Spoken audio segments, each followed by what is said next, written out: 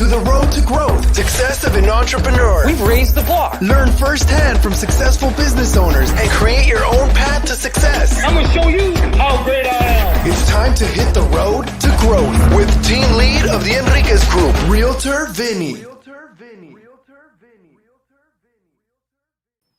Hi, you Road to Growth listeners. Today I got Rod Khleif. Oh, he's a man of many hats. I've used it before, but I'm going to use it again. He's the founder of Tiny Hands Foundation, author, philanthropist, has his own podcast, accumulated a wide variety of real estate. The list probably goes on and on. Yeah, you know what? I'm going to let Rod. Thank you for not reading that whole damn bio. Oh, my God. You know, I'll go on shows and they'll sit there and read it word for word, and I want to shoot myself. Anyway, thanks for having me on, brother. I love that intro, by the way. That was really cool. That was dynamic. So let me take a minute, if that's what you're asking, and just tell my story a little bit. I think going back a ways will add some pre-frame to what we can talk about, if you'd like today. You know, so I immigrated this country when I was 6 years old. My brother Albert, my mother Svantje. I was born in the Netherlands, you know, Holland. Think wooden shoes, windmills. Ended up in Denver, Colorado, and we really struggled when we got there. I mean, I remember, you know, we ate expired food because that was what my mom bought. It was cheaper, a lot cheaper. We drank powdered milk with our cereal in the morning because it was cheaper than real milk. I remember wearing clothes from the Goodwill and the Salvation Army all the way through junior high school, where I lied about my age when I was 14 because I was tall and got a job at Burger King. You know, and I know, listen, maybe you're listening or watching and you had it harder than I did, or have it harder now, even with all this COVID crap going on. But back then I knew I wanted more. And luckily my mom had an incredible work ethic. So she babysat kids so we'd have enough money to eat. And with her babysitting money, she was a bit of an entrepreneur. She actually invested in the stock market and made money, but she also got into real estate. And the first house she bought was right across the street from ours. She bought it from a neighbor, and she paid $30,000 for it about when I was 14. And then when I was 17, she told me she made $20,000 in her sleep, that it had gone up in value that much just over for no effort of her own. I'm like, what? Screw college, Mom. I'm getting into real estate. So, you know, I got my real estate broker's license right when I turned 18. Back then, you could actually do it with education. You know, I wasn't just an agent. I was a broker. They got smart now. You need some experience before you can be a broker. But I was a broker right when I turned 18. And I was going to be, you know, rich doing that business. And my first year in real estate, I made about $8,000 to $10,000. This is 1978. My second year, maybe $10,000 to $12,000. But my third year, I made over $100,000. So what happened between year 2 and year 3 that caused me to 10x my income? Well, what happened was I met a guy that taught me about the importance of mindset and psychology towards your success, how truly 80 to 90% of your success in anything is your mindset and your psychology. And, you know, fast forward to today, I've owned a couple thousand houses that I've rented long-term. I've owned thousands of apartment units. I've built 27 businesses. Several have been worth tens of millions of dollars. I don't call my failures failures. I call them seminars, because that's what they are. They're only a failure if you don't get back up or you don't get the lesson. Well, so most of my businesses that I built, and all these were built from scratch, most of them were spectacular flaming seminars. But like we were talking about before we started recording, we fail our way to success. I remember I was in a mastermind. I'm a big proponent of continuing to learn and grow way beyond college. That actually your education starts after college, unless it's a technical skill, you know, like a dentist or architect or, you know, something like that. But doctor. But anyway, and I completely lost my train of thought where I was going with that. But we fail our way to success. And I was in a mastermind. And I met Sarah Blakely, the billionaire owner of Spanx, you know, the women's undergarments. And she told me that her dad used to ask her and her brother once a week, what have you failed at this week? Is that an awesome freaking question to ask your kids so they don't fear failure? You know, again, I have failed my way to success. I've had, you know, let me give you an example. In 2006, I had 800 houses in multiple apartment complexes. And my net worth in 2006 went up $17 million while I slept. Okay. And you're thinking, wow, that's impressive. And of course I thought so as well. And if you do the math on that, it's like $8,300 an hour over a 40-hour work week, which of course I did. And, anybody that holds still long enough heard about this. And, I got a head so freaking big, I could barely fit it through a door. I thought I was a real estate god. Well, when that happens, God of the universe will give you a nice little smack. Well, that was 2008. I lost that 17 million, a lot more. I lost $50 million in 2008. Yeah. I lost everything. And, and I thought I was set for life back then. And so one of the things that I enjoy talking about on my podcast and at my live events and so on and so forth is the mindset it took to have 50 million to lose in the first place. But then the mindset, maybe as important or even more important in some cases, to get back to the success that I had today, the mindset it took to get back. And, there were people that killed themselves for losing less money in 2008 and 9, and same in the Great Depression, jumped off buildings and stuff. And so, I'm happy to drill down on that with you, brother, if you want to really talk about, that mindset component, because again, I really believe it's 80 to 90% of your success in anything, be it an entrepreneur, a real estate investor, whatever it is.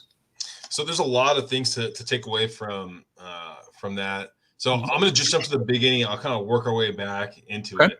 Okay. Now, so Netherlands, you moved from the Netherlands here at the age of 6. How frequently was your mother talking to people back in the Netherlands? How frequently was she talking to people? Well, did she had family? She left her family. I mean, she came over here for us, my brother and I, so we could have more. And she was kind of chasing my dad. They had separated. He moved he was in Boulder, Colorado, and I've never said that publicly, but it's nothing to hide. And so I'm sure she was talking to her mom and her brother in the Netherlands on a regular basis. I don't remember. I was 6 years old, but yeah. I'm certain that she was. Yeah. Well, why do you ask? Yeah, the reason why I ask is I usually see two sorts of immigrants that come to the country. Some that basically they leave their country and they come here to the U.S. and they go, this is my life, this is my world, and I'm fantastic with it. Other people, they compare basically where they came from to where they are. Oh yeah, no, she wasn't doing that. No, this was her life, and she owned it. I mean, again, she was. We always had a house full of kids, so she was babysitting kids all the time, and she invested in the stock market and made money. And this is a housewife. Okay, she never had any formal education, and then again bought the house across the street. Ended up buying about 5 houses, but had a huge impact on me. So no, she owned being an American and living here for sure. Now me, I didn't speak English. I got thrown into school when I was 6 and discovered what bullies were for the first time. And her being the proud Dutch woman that she is, she sent me to school in wooden shoes and those leather shorts that the Germans wear for Oktoberfest for show and tell. And of course I got my ass kicked again, and then the bullies would chase me home and she chased them off with a fly swatter. So I got my ass kicked again. And so, I had a lot of lessons back then from being an immigrant. So, yeah. Do you think, like, how did that play a factor into your life? Was it good question. Good question. Yeah, that was a huge impact. And what it did was, and that coupled with the bullies, coupled with a playground incident that happened to me. I was on a playground and I was like in, 6th, 7th grade. And I thought I was in love with this girl and her name was Carolyn. And I made the mistake of telling my friend Becky that I liked Carolyn. That's what it was back then. You like somebody, right? And of course she told Carolyn, and I'm out on the playground dancing around because I'm in love, and I'd never even talked to her or looked her in the face. But I see Carolyn coming towards me with what felt like half the school. It was probably about 10 kids or 15 kids. And she comes up to me and she says, "Do you like mustard?" And of course I'd have said yes to anything. I said, "Yeah, I like mustard." She said, "Well, I hate mustard and I hate you." And then everybody laughed. Okay. And it was devastating to me. I mean, we've all had this stupid shit happen when we were kids, but that coupled with the bullies caused me to create a question that I asked myself, which was, how can I show them I'm good enough? Which presupposed what? That I wasn't, right? And so, but that question had a double-edged sword. It caused me to be a big success because I had to prove that I was good enough, right? And so, it really drove me, but it also cost me my first family. So, and a lot of people have those disempowering questions that they ask themselves, these limiting beliefs. I'm not old enough. I'm not young enough. I'm not smart enough. I'm not analytical enough. And there's a reason that the acronym for belief systems is BS, because 99% of them are BS. But we've had, emotional things happen to us in our childhood that we place a lot of emotional weight on. So we believe they're real, but they're not. And so if you're listening or watching and you've got something like that, take it out into the daylight, look at it with your adult rational mind and recognize that it's BS, and you can kill it. And I was able to kill that.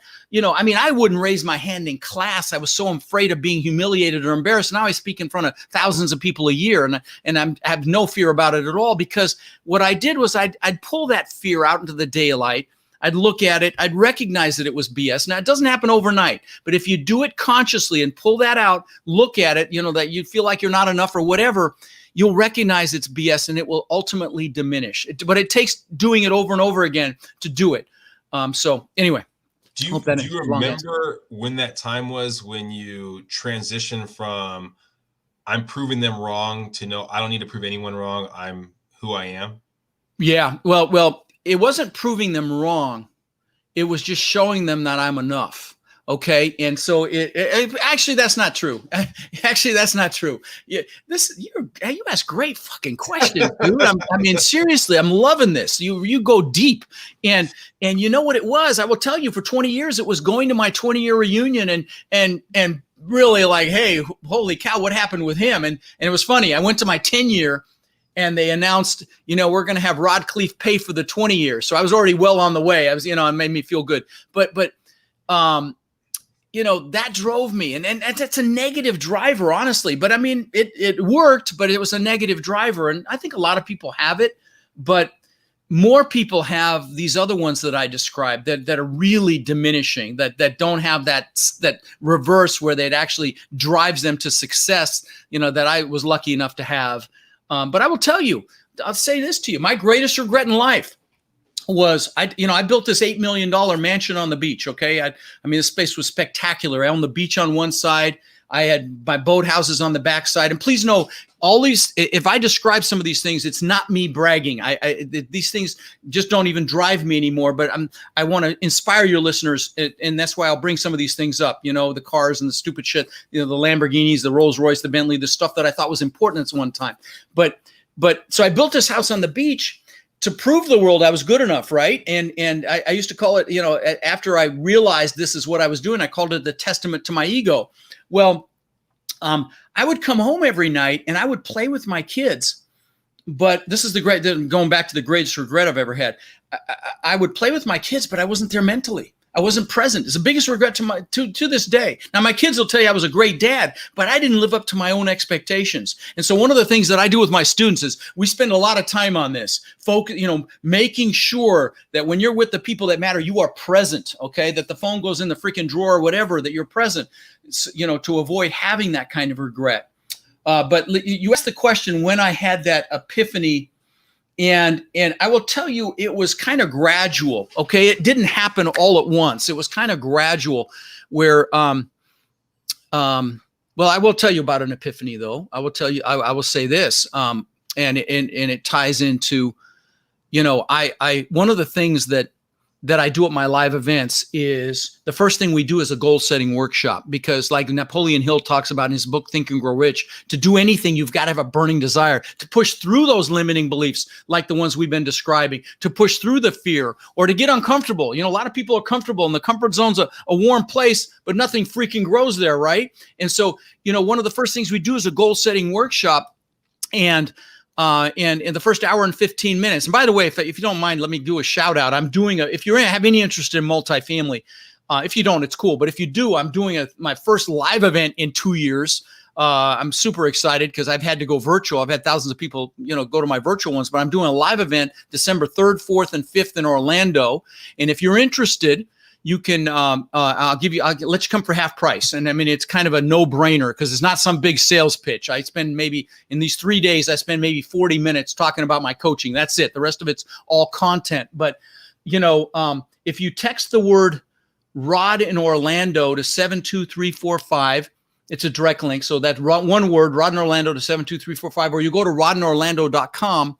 But remember this, use the code RODFRIEND and you can come for $197. I mean, it's truly a duh if you're interested in real estate. And you may not be interested in real estate, but I host the largest commercial real estate podcast now in the world. We're well over 11 million downloads. Again, this is not ego, just it is what it is. But even if you're not interested in real estate, if you want to be an entrepreneur, build a business, whatever, I do these little clips called Own Your Power. And they're motivational clips with music now. I didn't always do them with music. Now I do them with music, and they're really powerful. So I hope you'll check it out. It's called Lifetime Cash Flow Through Real Estate Investing.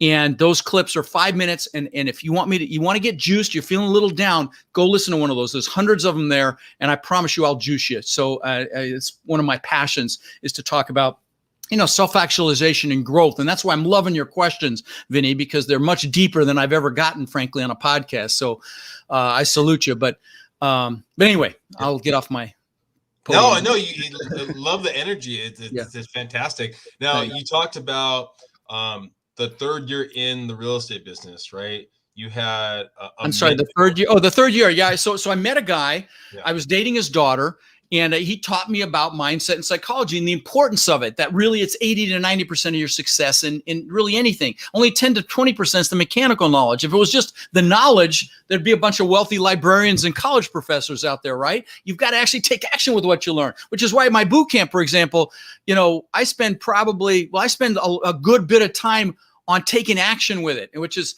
I'm really proud of something. You can see on the wall behind me, I've got hundreds of thank you cards from people. I've been teaching about, under 4 years, somewhere between 3.5 and 4 years. And my students that I know of now own 46,000 doors. These are just my coaching students, not even the boot camp students. So I'm really proud of that. And it's because they actually take action with what they learn. And so again, I got that first from that guy that I worked for. Then after that, I spent a lot of time following Tony Robbins around the planet. And of course, he's the best in the world at that stuff. And there you go. So I know there was a lot of negativity, I guess, towards you at a young age, right? And you're probably in kind of a lower spot because you weren't doing as great in the first 2 years in the business. What allowed you, I guess, to listen to someone else in that third year? To give I wouldn't say that I had a lot of negativity against. More so, it was perceived. It was perceived that way. Yes. Negative. Yeah, that was my view that people didn't like me, and then that one incident with that insecure little girl that was just insecure. That's it. That's why she had to prove herself and try to humiliate me. But yeah, that perception was there. Now, what caused me to listen was, I grew up without much money, and I was dating his daughter, and they had a 3-car garage. I'd never seen a 3-car garage. He had 2 Corvettes. They had a pool in their backyard, snowmobiles. I'd never seen any of this stuff before. And I'm like, and I got a taste of, being over at their house. I got a taste of that. I'm like, man, I want this. Okay. So I saw what was possible. And I'll give you an example, by the way. We talk about goals, and he let me drive that Corvette. And at the time, I had this 4-door Ford Granada because I figured I had to have a 4-door car to sell other people houses, and show them houses and stuff. This thing was a piece of crap. Bench seat in the front. Just a piece of crap. But he let me drive his Corvette. I'm like, oh, good God, this is freaking awesome. So I got a picture out of a magazine. The internet hadn't been thought of yet. Got a picture out of a magazine, put it on the visor of that Granada. Within a year or two, I had a Corvette, beautiful Corvette. And I'll give you a couple more examples because this is powerful. This was back when the TV show Magnum PI was out. This was before you were born, but the actor's name was Tom Selleck, and he was a mustache. Mustache guy, exactly. And he drove a Ferrari 308. He was a detective. It's the first time I saw an exotic car, and I'm like, holy shit, this thing was amazing. So I got a picture of that actual car, put it on the visor of my Corvette. Within a year or two, I had a Maserati look just like it. Last example, and please know, I'm not bragging here, okay? This stuff doesn't even interest me anymore, but I want to inspire you to use this to get what you want, okay? You see on the floor there, you see the vision board right there? Some of the pictures are missing, but there's vision boards right there because I use these because this is how I had $50 million to lose. So if you're sitting here going, come on, let's talk real estate or entrepreneurship or business, this is more important, okay? Trust me on this. So anyway, I got to pick.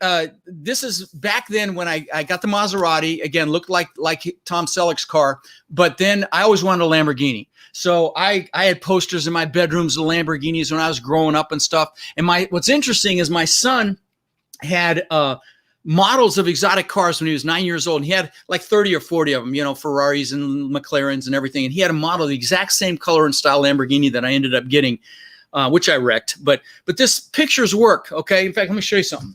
Here's my planner. It's on today, October 14th. Yes, I'm a dinosaur. I use a paper planner. I'm flying out today, so it's not very busy. But in the back of this thing, I've got pictures that have been in here for 20 freaking years, okay? This used to be called a daytimer. Now it's a Franklin Covey planner. Luckily, the hole's lined up. But in the back of here, these are my gratitude pictures, okay? These have been in here for over 20 years. These are pictures of my kids when they were young. Everything starts from a place of gratitude, guys, okay? This is how you manifest everything you want in your life, through gratitude. So I got the gratitude pictures.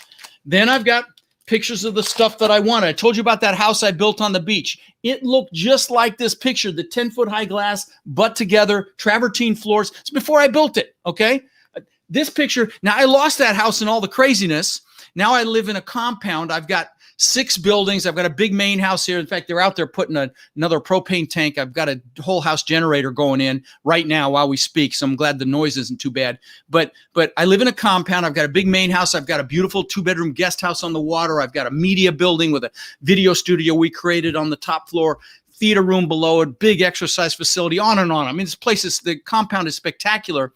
And because God's got a sense of humor, I can look out my backyard, and my old house that I lost in all the craziness, the mansion on the beach, is literally right across the bay from me. It's right out my backyard. It's kind of funny. But what's interesting is, look at these pictures. You can see them. See the white walls in both those pictures there? Okay. Mm-hmm. This is my backyard. Oh, you can't see crap. You can't see it. Usually I have the backdrop. I've got a green screen on Zoom, and I've got a picture of my backyard, and the wall right there is right in there. It's funny. I'm so used to doing this with that that you can't see it. But then I've got, stupid shit like watches. I got a few $100,000 worth of watches. There's the Lamborghini before I ever got it, the Rolls, the Bentley, all this stuff that I got because I had pictures. So get the pictures, put them around you.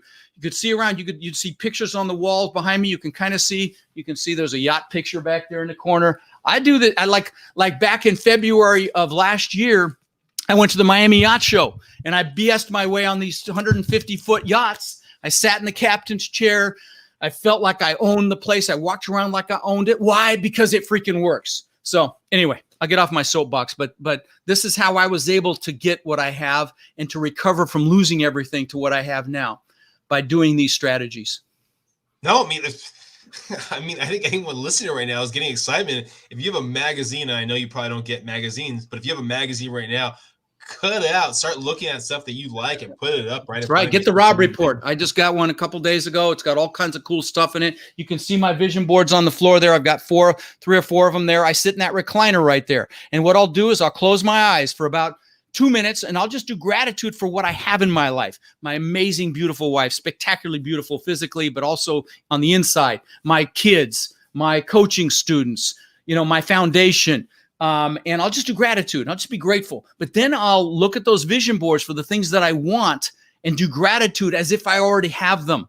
Now, this sounds goofy, but I'll sometimes get emotional being grateful for things I don't even have yet. Why? Because it freaking works. So trust me on this, guys.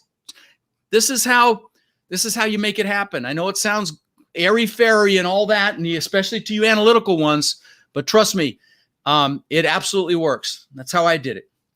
I actually did a mastermind right before this podcast.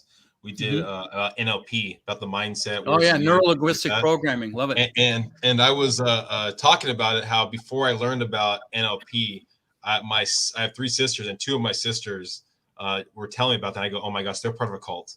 That's just so I didn't hear the last thing you said. What did you say? When they told me about the NLP, that kind of stuff, I go, oh, they're in a cult.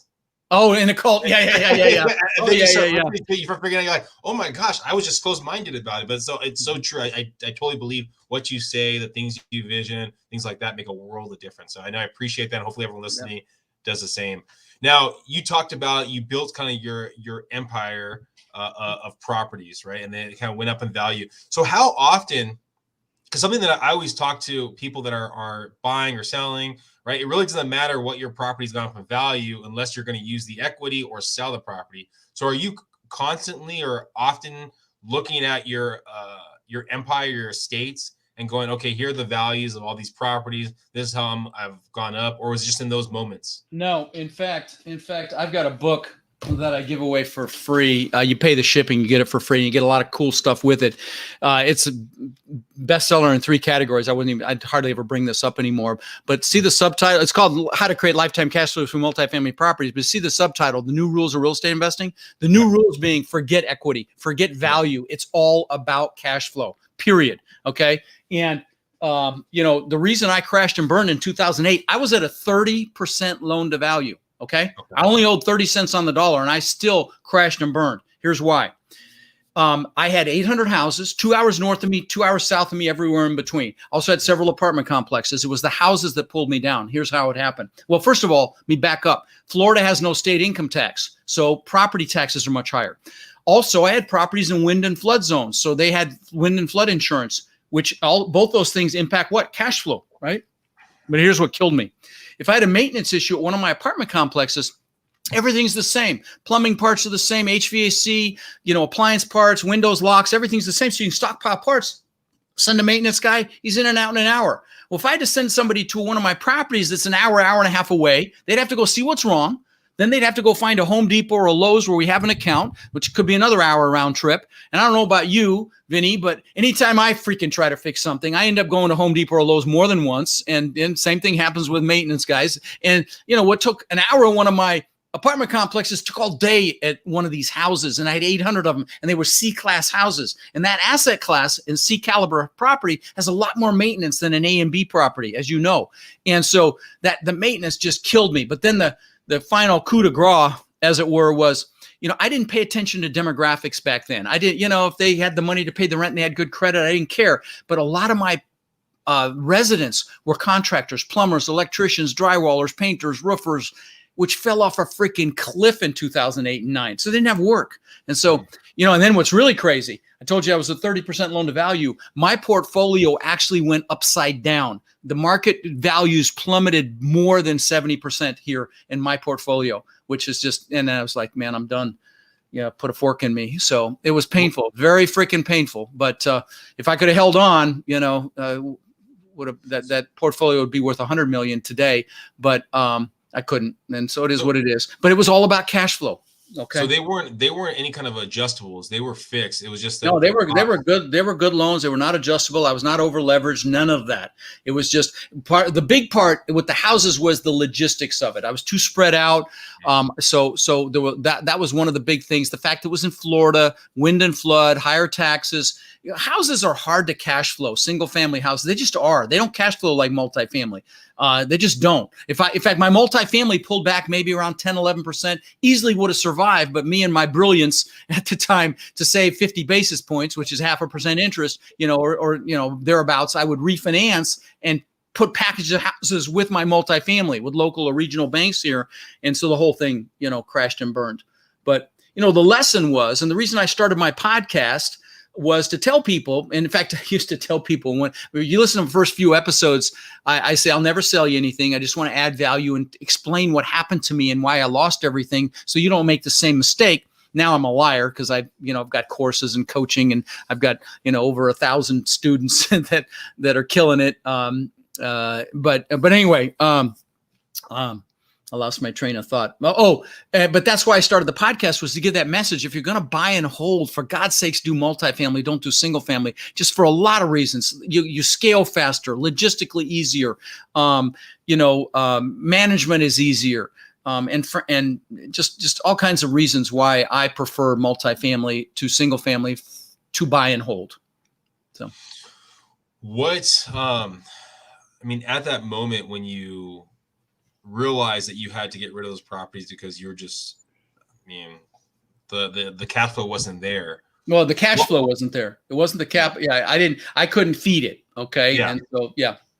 So the cash flow wasn't there. What was that mindset going through? Was it very analytical, saying, hey, you know what, I need to do this because I know where I want to be in the next couple of years? It was very fear-based. Okay. It was very fear-based. I was in fear for sure. And I will tell you, when that happens, it's very easy to get paralyzed. And I did for a short while. Now, luckily, I was around an incredible peer group. And I got to tell you guys, show me your 3 best friends. I'll show you who you are. Okay. Because you become who you hang out with. And you know this, you've heard it. You are the 5 people you hang out with. Absolutely the truth.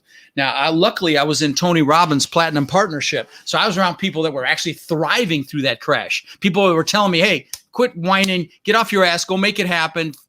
Focus on what you want, not what you don't want.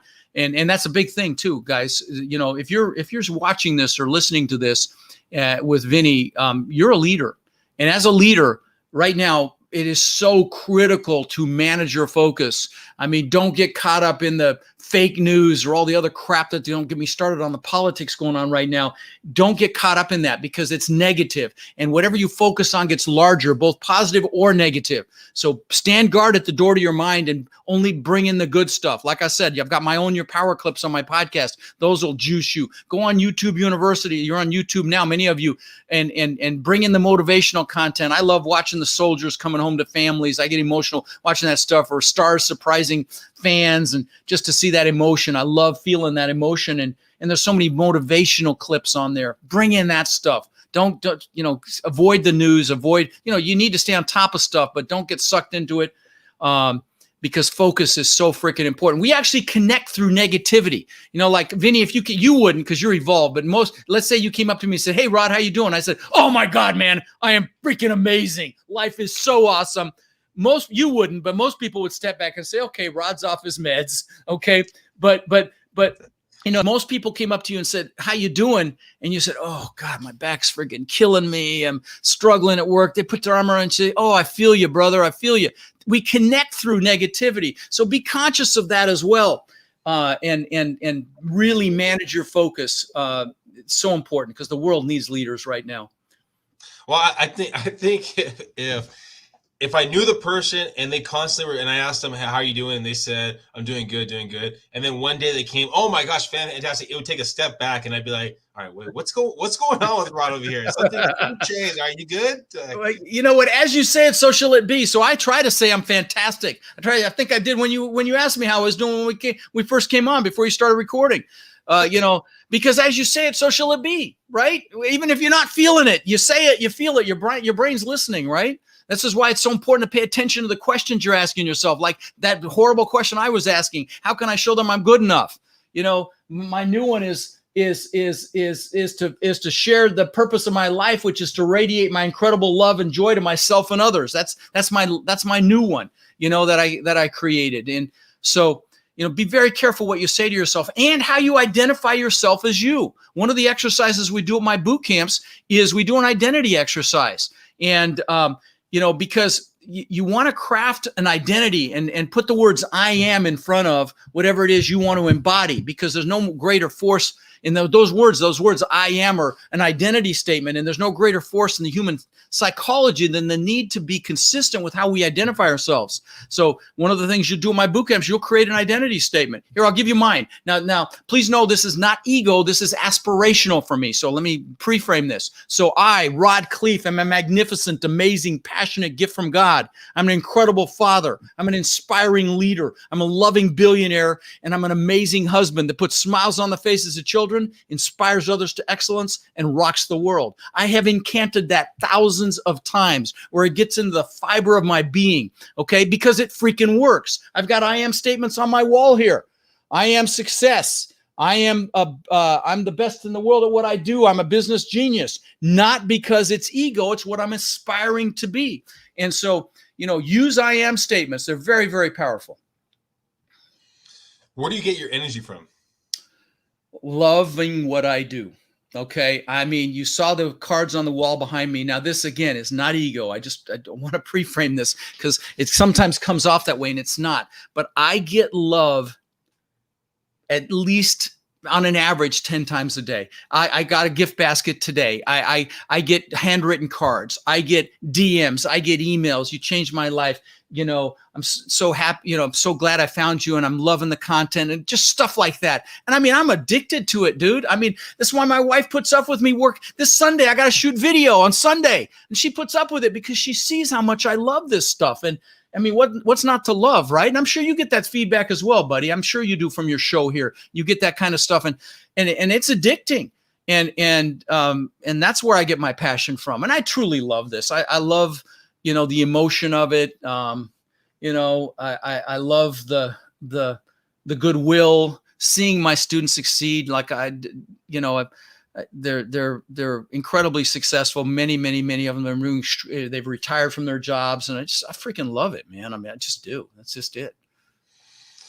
I know you ventured into philanthropy, giving back. Let me talk about that. Do you mind, without you pre-framing it? Let me say something, because I talked about the goal, because I want to give the story, because it's an awesome epiphany moment that I think your viewers and listeners will really appreciate. So I tell this, I talk about goal setting, right? How important goals are to get what you want. You've got to have that burning desire. You've got to find out what it is you want. You've got to know why you want it. By the way, if you are not interested in real estate, if you DM me on any social channel, I'm even on freaking TikTok now. I couldn't spell TikTok 30 days ago, but I'm even on there. And I went viral. I got video, did a 280,000 views, and lots of them are under around 80, 90 views, 80,000, 90,000 views. But anyway, if you DM me on any social channel and say, send me your goal setting link, I did a goal setting workshop on January 2nd on my Rod Khleif official Facebook page. And I have music. I have this, let's see if I got it here. I have this, I've got this goal setting guide you can download, and I guide you through my goal setting workshop. It's like goal setting on steroids, because how the hell are you going to get something if you don't know what it is, right? And you've got to determine that why that's going to push you. So if you ping me, I'll send you the link, even if you're not interested in real estate. I know you really enjoy that. But where was I going with this? I lost my train of thought. What did I say right before then? I forgot. I'm totally. The philanthropy. So goals are important, but this ties into goals. So listen up. So I told you about that house I built on the beach. Okay. I lived in Denver. I knew I wanted to live on the beach. I visualized the palm trees and the surf and the sand and of course, bikinis. I'm a guy. And it took me 20 years to build that place on the beach. And 2 months after I moved in, let me describe this place to you. Okay. Just to give you some context, 8,000 square feet, Gulf to Bay. Like I said, I had the beach on one side, boat houses on the backside, just spectacular. Elevator, wine cellar, giant waterfall from the second floor balcony into the pool. You had to walk through the waterfall to get into the pool. Pool was in magazines. Big giant spiral staircase up through the middle of the house. I'll finish with this. On the second floor, I had aquariums that wrapped around the spiral staircase. It cost me almost $200,000. So it gives you an idea of the house. So 2 months after I moved in, I'm floating in the pool at night. Okay. The pool's changing colors. It's got fiber optic lighting, and I'm looking up at this testament to my ego, which is really what it was. I built it to prove the world I was good enough, and I got depressed. Now, keep in mind, I'd worked for this thing for 20 freaking years. Okay. 2 months after I moved in, I got depressed. I'm like, what the hell? I've just achieved success like times 1,000 societal standards. I mean, I had the Mercedes and the cars in the garage. I had the boats, the jet skis. I mean, a beautiful family in the house. And I was depressed. And when I looked back on it, I realized there were several things going on. First one is you should never achieve a big goal. This ties into goals. Never achieve a big goal without having other goals lined up behind it. Like the good book says, without a vision, the people perish. You need a vision for the future. And I didn't know what I was going to do next. So that's number one.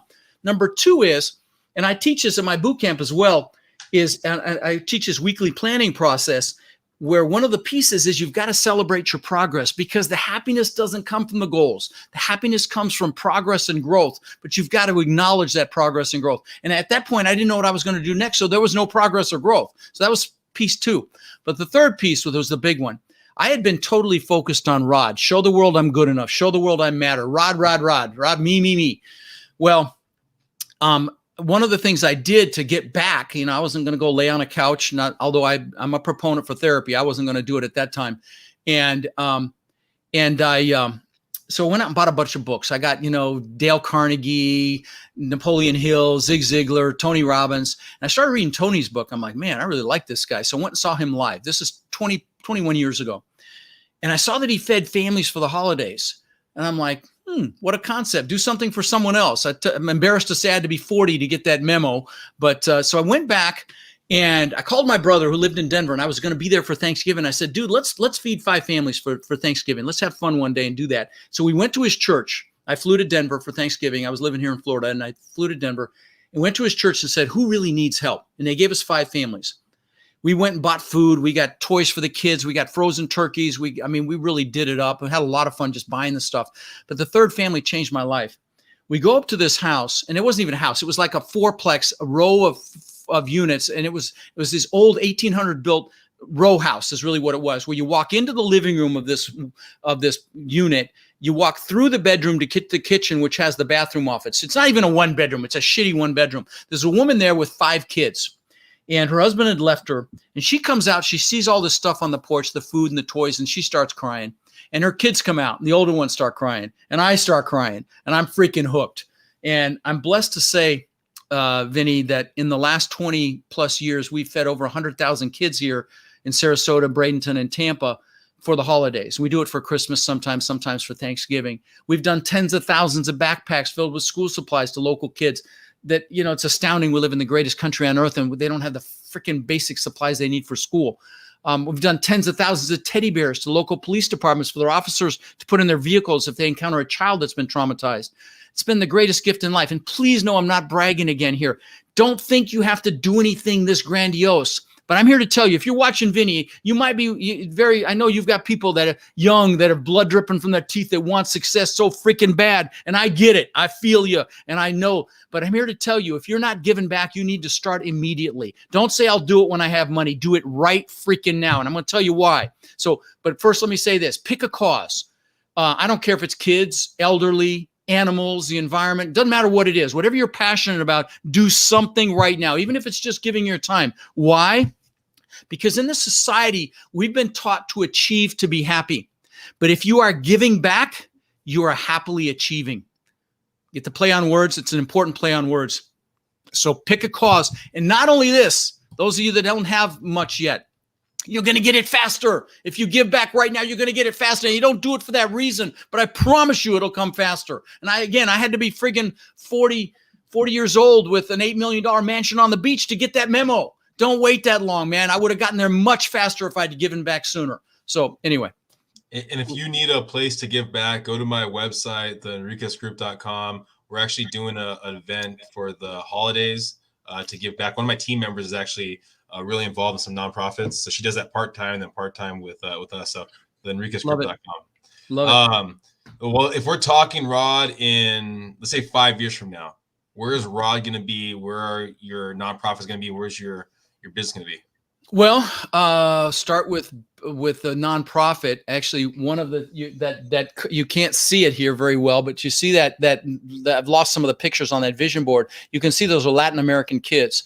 One of the things that I want to do, so let me rephrase that. One of the things I'm going to do is build self-sustaining schools in Latin America. Now, what I'm talking about is a school that has its own infrastructure, like maybe an IT infrastructure. We put in computer room where people can, where these students can learn and add value online and generate income, or we buy enough land where there's an agricultural infrastructure that actually supports the school and the surrounding community. So that's one of my big goals.